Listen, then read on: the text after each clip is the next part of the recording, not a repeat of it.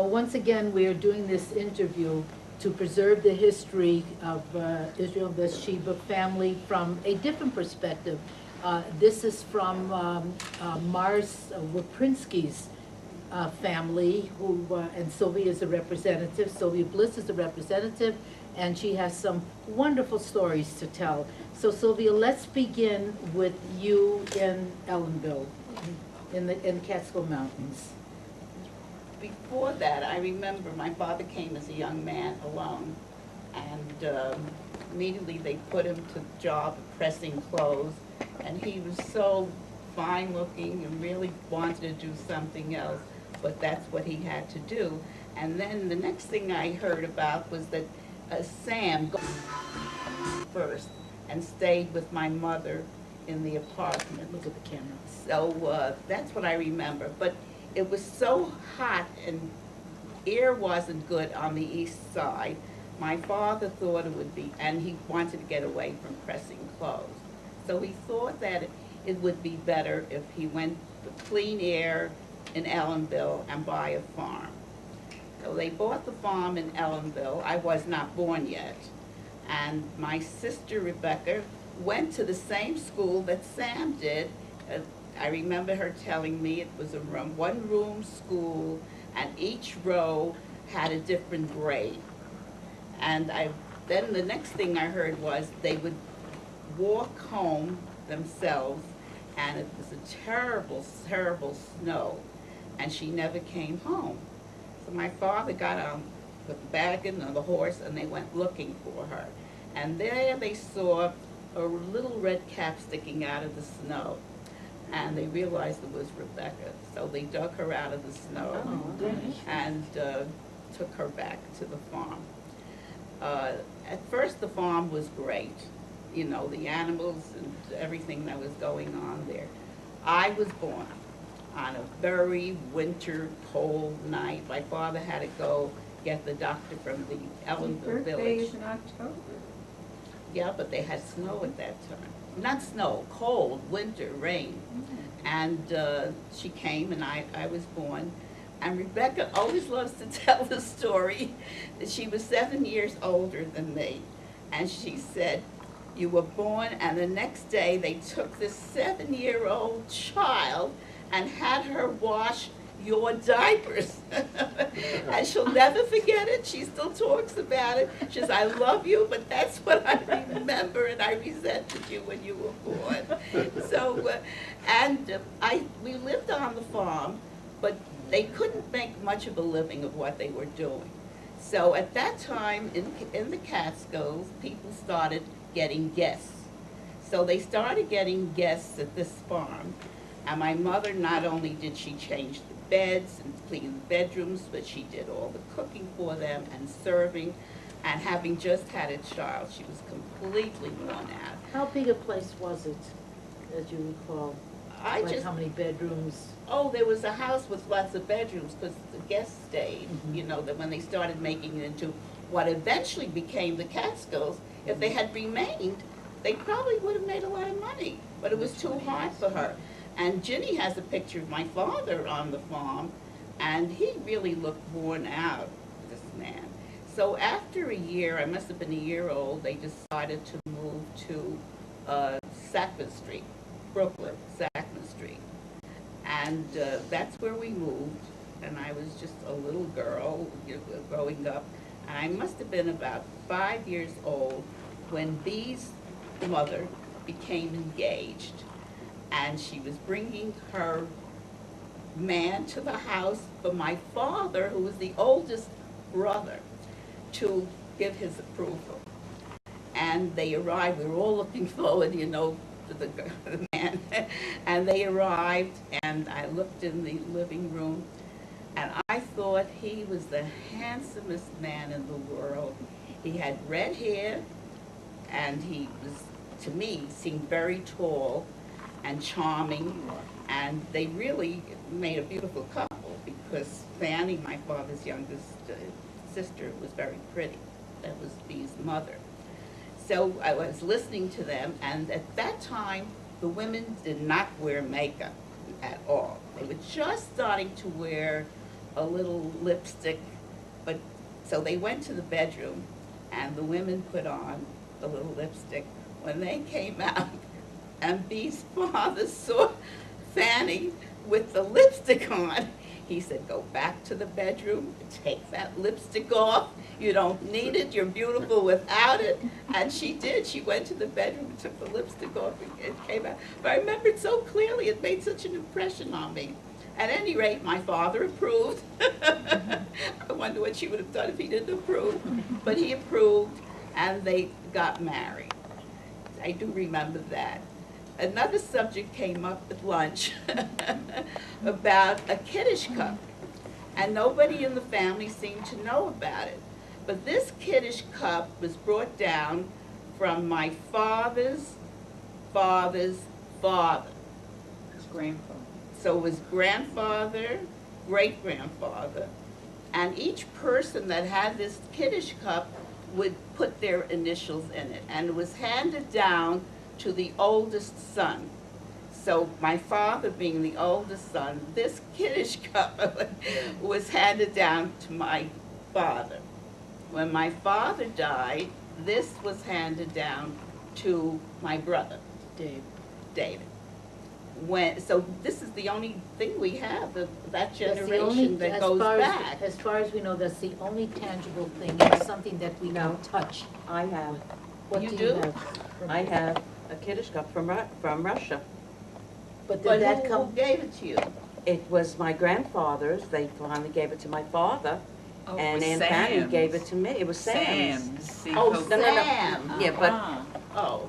yeah. so that was her grandfather's Oh. side. Well, so this my father had. That was the other side of the family. Yeah. Right. So, Now, you had this kiddish Oh, he cup. was the owner. Do you remember what holidays were like yes, in your house? because that Okay. kiddish cup at Passover time, the Seder, it was always on the table. We remembered it so clearly. When my brother unfortunately died, Rebecca said to me, I hope when Arthur and Linda clear up the place, that they won't realize, they may not realize what it is. And it was extremely important to us. So Rebecca says, you know what happened with the kiddish cup? And we finally did ask Today? Arthur. Well, Today? Dave was at lunch, my son Ira was at lunch, and he asked Arthur about the kiddish cup and said he would like to have a picture of the kiddish cup. So then I dared to ask Arthur whether he had the kiddish cup, because we were afraid to ask him. We were afraid maybe he threw it out, we didn't know. He has the kiddish cup, thank God. It was not thrown out. And Ira wants a picture of it so he can have a picture of it, because it was a very important item. Now I can tell my sister Rebecca when I see her next week that you have the kiddish cup. To interject, I know this sounds a little less dramatic. Rebecca, I'm sure she Did told me she ask you, Arthur? I think when I saw her last, Yeah, I believe she she told did me ask. that- The last Oh, time she I did. did, Yeah, I so already know. That's a we thing were we discussed. aware before today. Yeah, right. It's just Oh, I that- didn't know she asked you. Yeah, I think she did. She did ask you. Mhm. Well, see, I wasn't aware of No. it. So she knows you have Yes. the Yes, kiddish yes. cup. Good. Okay, so So- as long as Rebecca isn't here, could you give us a little background on Rebecca's, as she lived in your family, her background? Well, first, of course, in Ellenville, she went to the same school as Sam did. They were in the one-room school. Each row had another class. And then she was about, well, if I came back to Brooklyn and I was over a year, so she's 7 years older than me, so she must have been 8. When she started school, she could not speak English. She could only speak Yiddish. And she was the first child. And she started school, she could not speak English, it was Yiddish. And naturally, she had gradually learned English very well. How far did she go, well, with her education? Rebecca? Yes. Rebecca graduated Hunter College, became a teacher, but unfortunately, in those days, it was very difficult. It was Depression when she became a teacher. It was very difficult to get a position, and she had to go out and work. something else, which disappointed my father terribly. The fact he sent the first one to college and she graduated, and he expected her, to be teaching, and she didn't. So he made his mind up that he had 3 more children, and the only one he was going to send to college was my brother, because he said a boy has to make a living. He said to Jean and myself, "You'll get married, your husband will support you," which, we felt badly about it, but I did go out to work at 16 or 17. Where I did was she, working. where and when did she meet Robbie? Uncle Abe had this fruit and vegetables that he would deliver to restaurants. Robbie's parents owned a large cafeteria, and Robbie had graduated as an accountant, but he owned the restaurant with them, was working in the restaurant. Abe would deliver fruits and vegetables to them, and he met Robbie. And he knew Rebecca didn't live that far away, and he thought it would be a perfect match. So he had Rebecca come visit them on a Sunday afternoon, and Robbie, and that's where they met. And he made a shidduch, right? But it was a perfect shidduch. They were very suited to each other and very happy. And the how years that long had. did their marriage last? Well, lasted a long time because he died. When did Robbie die? 3 years ago. He only died a few years ago. 2001? A few years ago. So they did reach a 60. So they did reach. I Oh, think see, so, I didn't know that. because he only died a few years ago. 3 years ago. Yeah. For historical sake, would you also talk a little bit about Barbara? Oh, of course, What was them? Barbara. They had a little girl, Barbara. Beautiful little girl. If you ever saw the pictures, you'd realize what a beautiful child she was. I loved her. We didn't have any children in the family yet. They lived near me, and I would take her to the park, babysit. I really loved that child. And she was supposed to have a tonsil operation. And when the doctor examined her, he said she can't have it. She had leukemia. So Rebecca asked me to go with her this summer to the country and spend time with Barbara. Ira was just turning, he hadn't turned a year old yet. And I took Ira and Rebecca and Barbara. And she did not tell me that Barbara had leukemia because she felt I'd be with the child alone and I wouldn't be able to take it. So we went away and we were in the bungalow, and in the middle of the summer she had to take Barbara back for transfusions. And I still didn't know she had leukemia. She told me that she was very anemic, and that's why she was getting these transfusions. And she never came back. They were in the hospital. So I went to the hospital.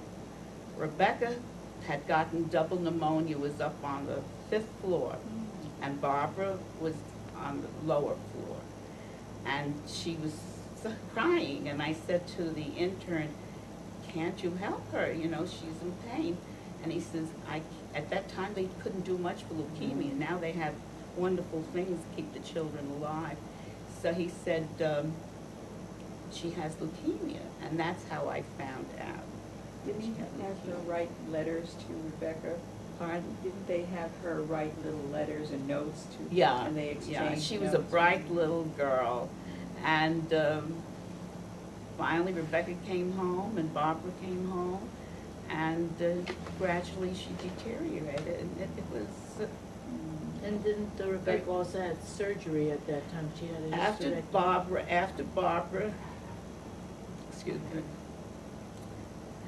after Barbara had died, Rebecca naturally wanted to have another child. And she went to the doctor and she had a tumor and she had to have surgery, so she couldn't have another child. And they made a wonderful life together. They were both very, very happy. And he was very good to her, and Rebecca was very good to him. And he only died a few years ago. But Did they ever realize the connection between Barbara's leukemia and the grandparents? Was it the grandmother? The father's, Grandfather. my our father, your grandmother, grandfather, I heard that he had died of a blood disease. And to this day, we think it might have been leukemia, but we don't know, but it was a blood disease. That's my father's. Israel. Israel. My Yes. father's Your father. grandfather. Israel. Right, He right. had died, they said, of a blood disease. And that's what happened. The But I grandmother do died of want heart disease. everyone to know Mhm. that she was a beautiful child, very intelligent. Yeah. How old was she? Well, Ira was a year old, I think she was about 6. She would have been 65, the same as Howie, I think. Yeah, she would have been 65 like Howard. And I loved her very much. Let's move on to you now. You're no, Jean is the, Jean? Yes, Jean is Jean. first. Jean is the second child, right? Rebecca, Rebecca, Jean, and then you and Dave? yeah. Okay, so Dave let's is 2 talk years younger about, than I am. okay, let's talk about Jeannie's life now, because she's not here, and we would like to have her Before she history. married Meyer. Oh, yeah, sure, as far back as you can Well, go. as far back as I remember, we lived in Riverdale Avenue, 260. We moved from Sackman Street. We went up. My father had gone into business and was doing very well. And there was a new apartment house that was going up around the corner from my mother's mother, who had married the shamus of the shul, which was around the corner. So that was we on- moved into this apartment house on 266 Riverdale Avenue, which was Brownsville. I was just gonna say, that was But Brown's. we felt, we moved into a brand-new apartment and we were the Ritz. Now, you said your father went into business. Yes. What kind of business? See, my father, if you remember, he worked for the union. He helped build the International Ladies Oh. Garment Union. And he would go around and speak to the people to join the union, build up the union. He could not speak English I was very gonna well, ask. but he spoke in Yiddish without notes, beautifully. He was a wonderful speaker, and he really worked hard for the union, and his name went down in the, where he worked, International Ladies Garments Union, something like that. And he, but after that, he met 3 men, and they went into partnership and opened a coat factory. My father pressed the coats, one did the finishing, another one did something else, and he started doing very well. And by that time, Jean, who was only, I think, 14, fell in love with Meyer, who lived across the street. And my father thought she was too young to start getting involved with a boy. He decided it was time to move out of Brownsville. And we moved to Bensonhurst. So didn't stop Jean from meeting Meyer or Meyer coming to see her.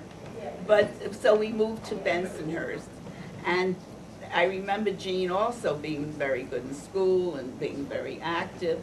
But she was in love with Meyer from the time she was 14. Nobody could talk her out of it. And so she went to work quite young, went to college at 9. She went to work for my father's factory. She really didn't want to because she started working in the May company and was very important there with the clothes and all that. My father thought it would be great if she had an office job. And so she went to work for my father's until she got married. And she married Meyer. And Rebecca and Robbie were married a year before. So both of them were married and out of the house for a while. So there was just myself and my brother. And I remember when we moved back, we went every summer back to the Catskills. I don't know if any of you remember, but we all were on the farm, and women would cook. I remember Ben Weprin being there, and all the cousins. Ida's parents had a I don't Cocker know. Lane. His grandmother So that's where we were every summer, Yeah. and all At the the cousins Shapiros. got together. The Shapiro. I remember Ben Weprin very Yeah. clearly. You know why I remember him? Why? Because we'd go across the farm and we went to the barn. And he started showing me, trying to get me to milk the cows. And I remember living on the farm. We'd get the milk from the cows in these cans. They were warm, they weren't sterilized. Well, pasture. And they'd bring the cans of milk and put it on each table, and that's the milk we drank. I remember the man coming, I remember it so clearly. He came and he got the chickens, and he sliced their necks in front of me. I was a little kid. So I remember all these things so much from the farm. But we went back every summer, and I think you have a picture of a lot of people sitting in the farm, don't you? So that I remember very clearly. And it was nice getting together with all the cousins. And when we lived, going back, when we lived in Sackman Street, we all more or less lived near each other. Your mother lived near Becky, and Abe was there. And their social life was where they all got together on Sunday. Every Sunday, somebody else had made the dinner, and you would get together in that home. Every Sunday, I knew we got dressed and we went to see the family, and we were with the family. That was a social life.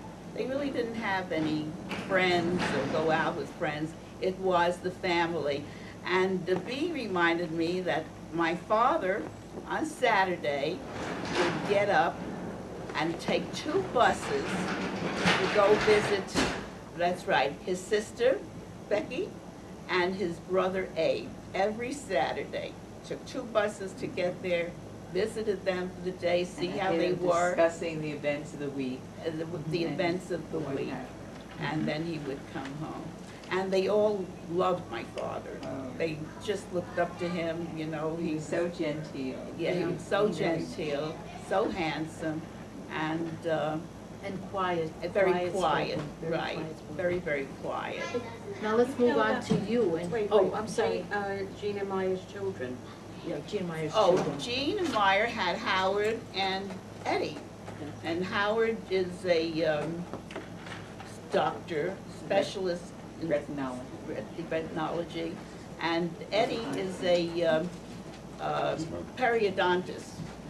Eddie is semi-retired, and Howard is retiring the end of October. And their children, And Howard's 3 children from his first marriage, Kathy, Kimmy, and Kelly. And his second marriage is Liza and Rachel. I think it was Corinne. Now, that's Eddie's children.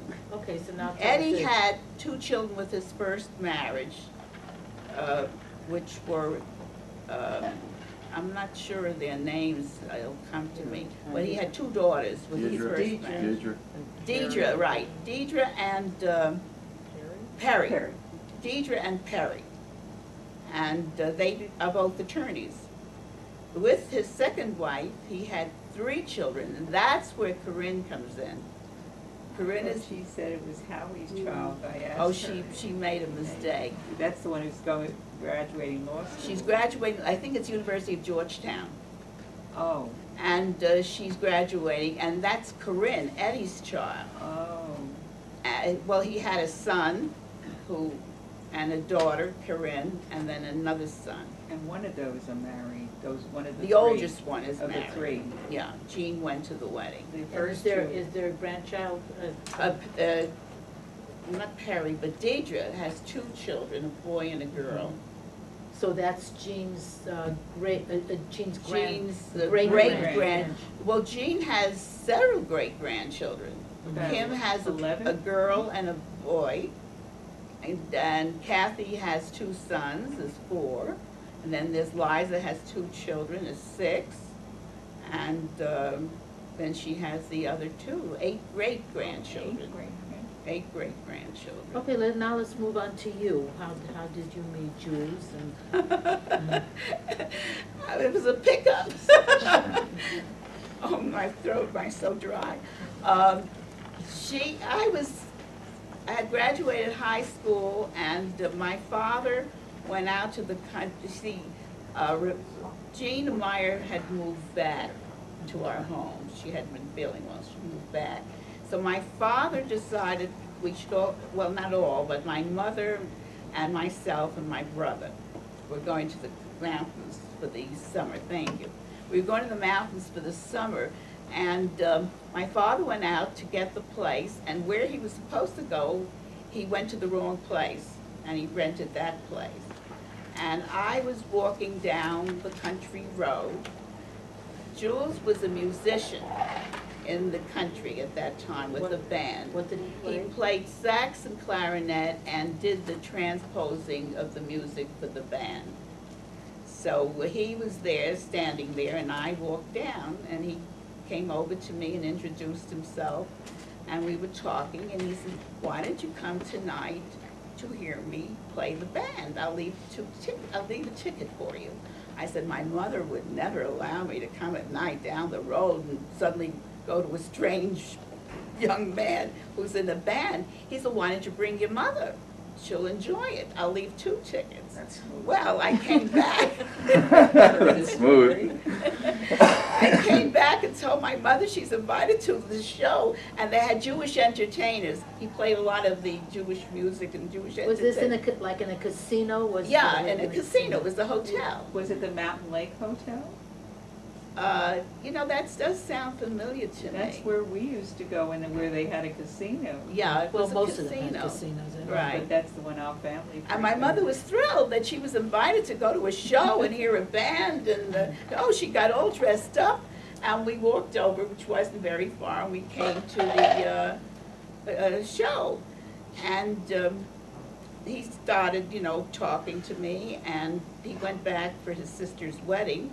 But I was young, and there were other young men that were interested, so, but anyway, when I came back to the city, he started calling. He lived all the way in Throgs Neck, which was at the end of the Bronx, and in those days, you had to take the train, which was over an hour.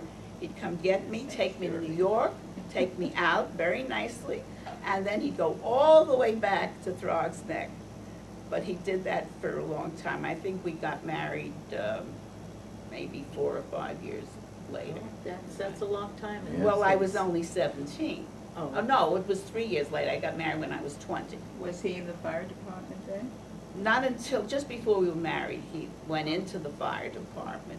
And he still played music, but the nightclubs were too much for him, the smoke in the nightclubs. So he gave that up and went into some photography at the time. But that was He after did. he retired as a No, he fire. must No, have done it then. photography he did while he was a fireman. That's why he retired? Right. Mhm. When he retired, we moved to California, and he went into with his brothers-in-law to photographic film paper. And tell us about your children. Well, my son is here with And your daughter. his wonderful wife, who's I have to say, a wonderful daughter-in-law to Give me, us her name. Ginny, or Virginia, should I give her? I call her Ginny, Ginny. And my daughter is here, which I'm so happy, from South Africa, and she's married to a wonderful young man, Peter. Give us her name too. Sandy, excuse me. Smile, Sandy. There you go. Sandy, I just choked on that. And her name is Sandy. Now it's Sandy Levenberg, and she's married to Peter Levenberg. And their romance was very interesting. Share it with us. Shall I share it with you? Sure. It was Historical. Christmas time, and she went to Club Med Martinique on vacation. And actually didn't meet him right at the beginning. It was a few days later. They were talking and all, but she had to leave. What was it, 4 days? Something like that. And he went back to South Africa. He was from South Africa. And she went back to up north. She lived in California. And apparently, I wasn't aware of it, but he started calling her from South Africa.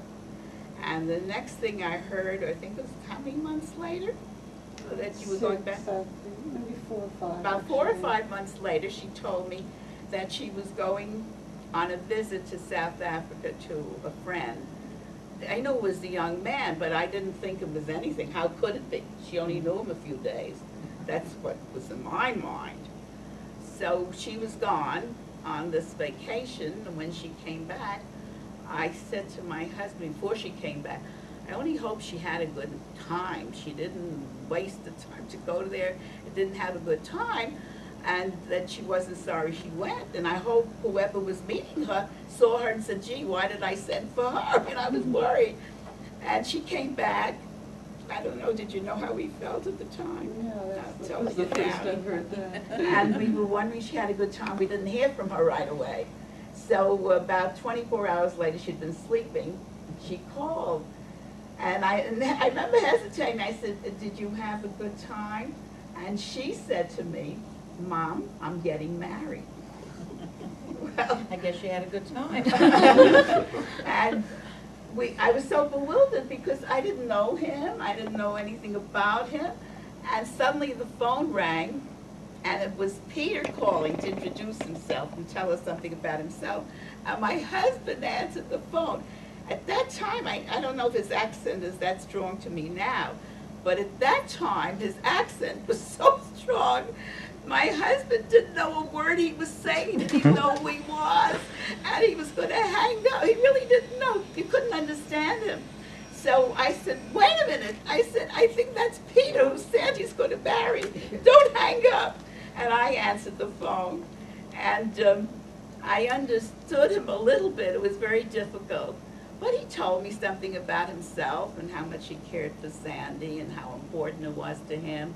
And could we come out in December when they'll have the Jewish ceremony? She left before. They were married in court. And we did. We didn't know Peter. And when we got off the plane, there he was with his hands open going towards us. So I knew everything was all right. And we were at the wedding reception at his mother's home. And then we went off on a honeymoon with them.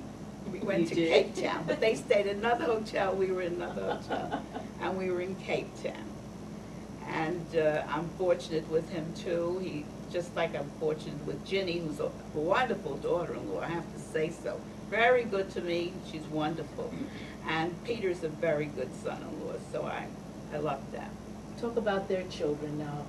Now, Ira and Ginny have 2 sons. One is, they're in their 20s, and I don't know the exact age. 24 and 26. 24 and 26. They both graduated SC, USC University, and Matthew decided that he would like to change his career, so he went back to school, pre-med. And Daniel is studying his master's, so. In what field is Daniel? Daniel is an artist, art history. And he just recently sold, was that his first painting? And so we were very proud of him. You said Matthew wanted to change. I mean Daniel. Yeah, Matthew had graduated film from USC, but at computers, but he decided he wanted to go into medicine. So that's what he's studying. And Sandy has 2 beautiful daughters, beautiful. And the older one is now ready to go into the university. She's leaving for University of Cape Town. She has a beautiful singing voice, but doesn't care to go into that career. And Jocelyn is going to be 16 in February, and she's made show business. Loves it. And, or if she doesn't get into show business, her next choice is being a rabbi. She's always talked about being a rabbi. Yes, that's show from the business time. But that's a little bit of show business too, being a rabbi. But she does a lot of dancing. She danced for Mandela and does a lot of entertaining on the stage. Loves it. She loves it. She doesn't faze her at all. Philippa does entertain, but she gets very stressed out, doesn't want to do that. All right, at this point, Arthur, if you're comfortable with that, I would like you to come and sit on the couch, please. And certainly there's going to be some stories that Sylvia knows that you probably do not know. Hopefully. But why don't we start with you, and why don't you tell us everything that you can remember from the time you were, a youngster, about your parents and their life and all of that, and then Sylvia can kind of fill in the things that you don't know. Tell us the real story, come on. Well, my earliest memories probably I was born in Bethel Hospital in Brooklyn, where my parents, I believe, was their first apartment and only apartment in Brooklyn, as I remember it. Right. In an apartment house on the first floor, and they lived there up until, I guess, December of 1984 when they moved to Florida for retirement. And my father was told earlier, worked for the International AIDS Garment Workers Union for his whole career until he retired. And had been, I believe, in what they call the Air Corps prior to that. I Tell guess- us what he did with the Air Corps? the International AIDS yes. Garment Workers Union. He was an accountant, did some auditing work, did some accounting work, and at one point, my Aunt Jeannie, she also worked for them in one of the unions, one of the She was locals. the head of the office. In fact, actually, one summer when I was growing up, I actually worked with her in the same office for one summer, so that was sort of interesting. And What made it interesting? just working with a relative, you see a relative that you've grown up as an aunt in a different light, working in, She in was business. very capable, very Capable, and I very love my capable. aunt as I do my other aunts. And it was just an interesting summer, and I always had feelings for my aunts and first cousins, and still do. That's going to be verified by my wife, Linda. He and Sandy grew up together, they knew each other, they were a year apart until you moved away to California and they didn't see each other. And was it last year? After my father died, right after my father died, as certain sometimes sad things, happy things happen along with it, Sandy happened to be coming into New York with her husband and 2 children, which I hadn't seen Sandy in probably, I don't know, 30, 45 years, 40 years at that 30 years, point. at least, yeah. And they went to Manhattan, and I was in New Jersey at the time, and I decided that we decided together, we spoke about going to dinner in Manhattan. And we drove in, and I parked the car, and went into the hotel, and we waited, and they came down, and we saw them and the kids, and it was, interesting and very happy and everything, and I spoke to the kids, and was saying, well, would you like to go back to see Brooklyn, where you grew up? And I said to the kids, would you like to go? And they said yes. Well, I immediately went back to the car. I'm in the garage across the street, got the car out. At that point, drove to Brooklyn, went to see where our grandparents lived, went to see where Sandy grew up, a few blocks away, and then went to dinner in an Italian restaurant called Giulio's in Coney Island, which has been there for a zillion years. They had a And then wonderful time, Sandy. Drove them back to New York, and I went back. So to make a long story short, it was a magical, whimsical evening, that I would never expect would have happened. They hadn't seen each other since they were 7. You was 7, he was And probably the 8. interesting thing about that, Howard, Eddie, and Ira were always my older cousins, and I looked up to them at that point. But Sandy was more my age. And we used to play, and I remember, so that was it was just different. And Sandy said she hadn't seen him in all those years, but when she saw him, She knew. immediately she took to him and told me how much she liked them. What- Immediately. When your mother and father conversed with each other, what were some of the things that they talked about? What was important to them in their lives as you were growing up? Probably taking care of me was very important, as my father used to say, and as I found out later on, my mother would seem to be, on occasion when I was involved in some mischief, which occasionally happened, my father would say to my mother, "You're always defending him." So I guess I was the focal point at that point. And The family. family was important, and when I got married in 1972, they took Linda as a daughter-in-law, and more like a daughter than a daughter-in-law, actually. Right. And probably thought that she was the one that was a blood relative rather than me at that point. Right. They loved Linda. And tell us it was a about- very loving family as far as that. And then after that, in 1975, we have a daughter at that point, and a son in 1978. Give us their names. My daughter's name is Erica Alina, and my son's name is Jared Russell. And actually, the R's in both names, the middle names, comes from Rose. So one's from one grandparent, one's from And another Irving. grandparent. And Irving. So it's sort of, first names came from our own. Actually, Erica's first name came from a friend's sister's second child who just liked the name, and Jared came from a TV show called Big Valley. The oldest son was named Jared. Not spelled the same, but that's where the name came from. That was spelled, I believe, J-R-R-D, and we spell it J-A-R-E-D, but the concept was from that show. And we loved them very much, and now my daughter, my oldest daughter, she got married to Tom Grimaldi, so last name now is Grimaldi, And I have one grandchild who's a year old now. And what is The the? child's name is Chloe Grace. And tell them about your son. And my son, after high school, decided he wanted to go into Air Force for 4 years as a crew chief or a mechanic.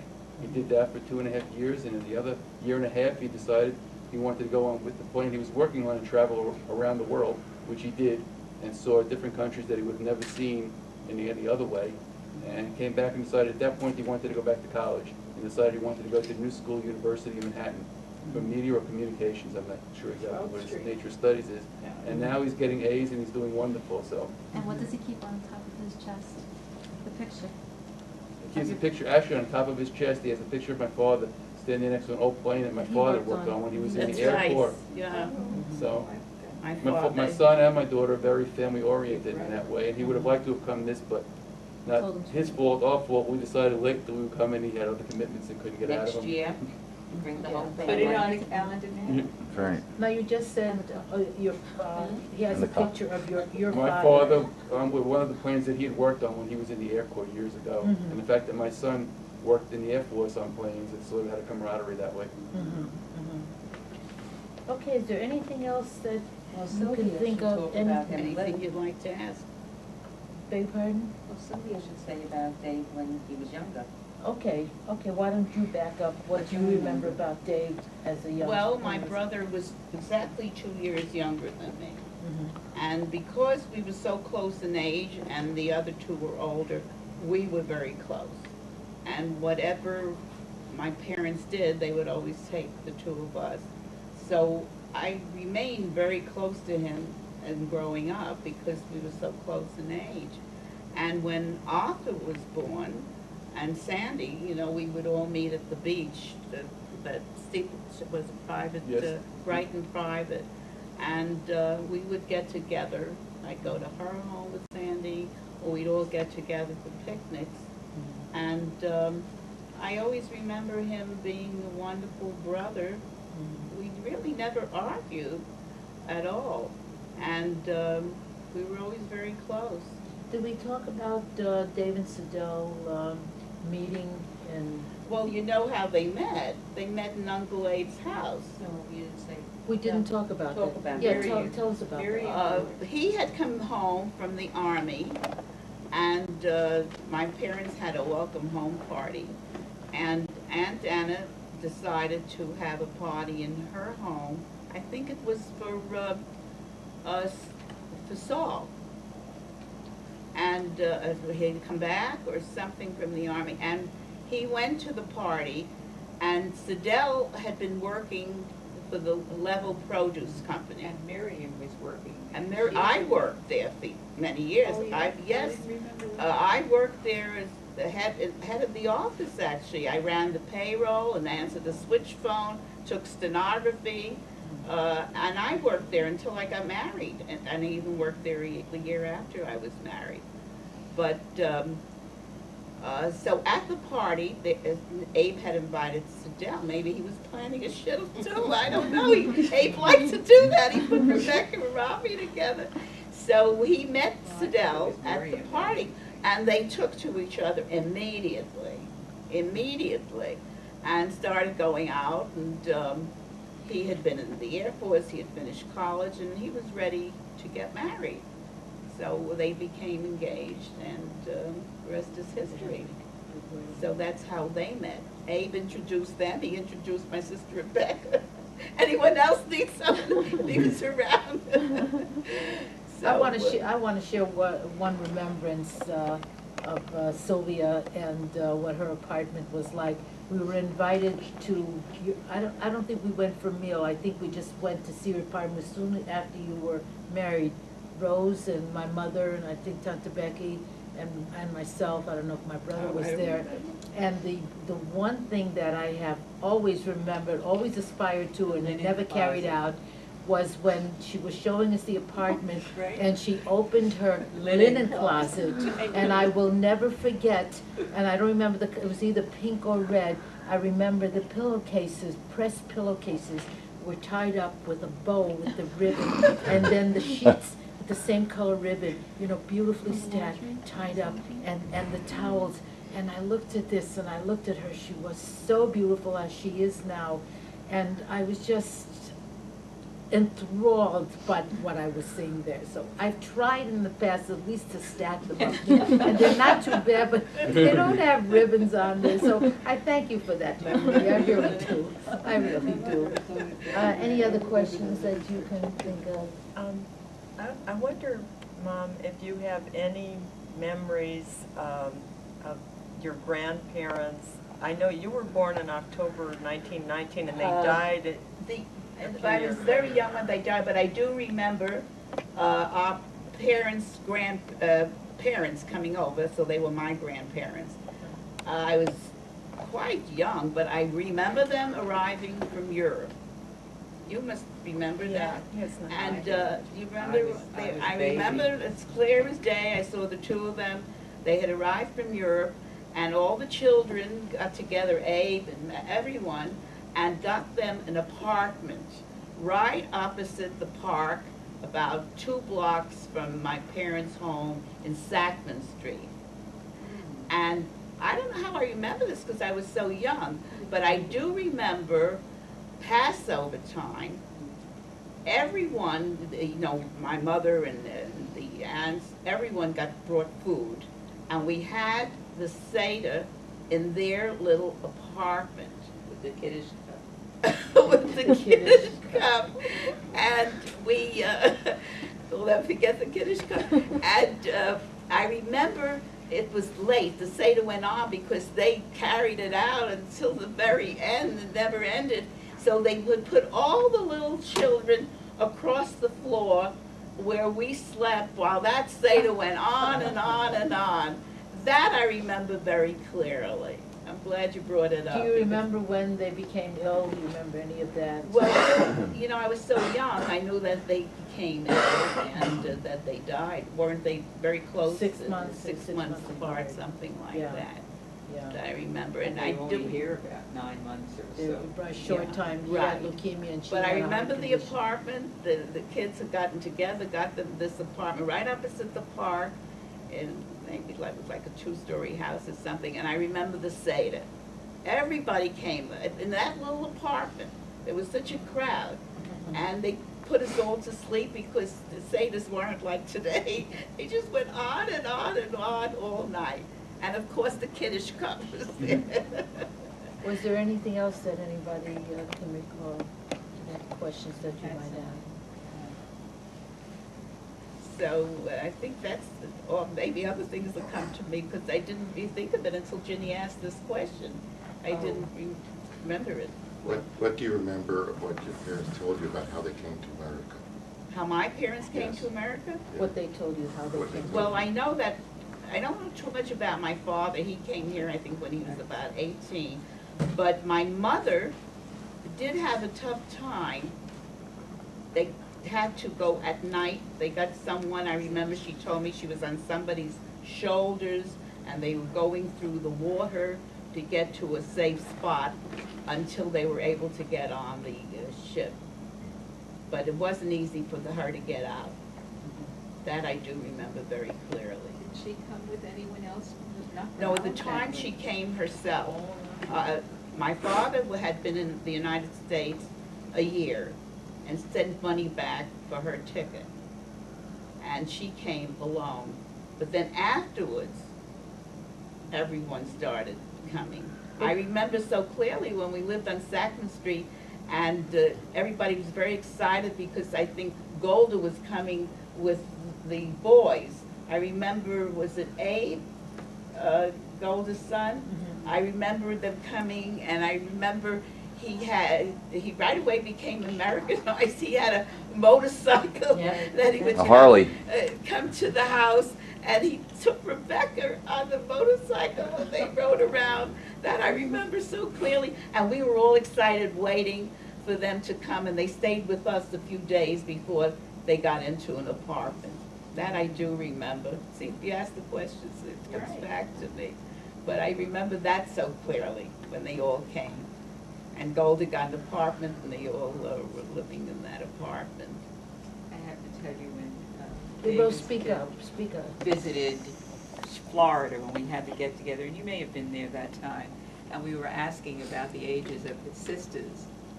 And he said, I'll tell you the truth, because I don't lie. I'm not sure these are the ages they agreed to. Do you remember that? So he told his age, and then he gave your ages, because he knew how much younger he was than each one of them.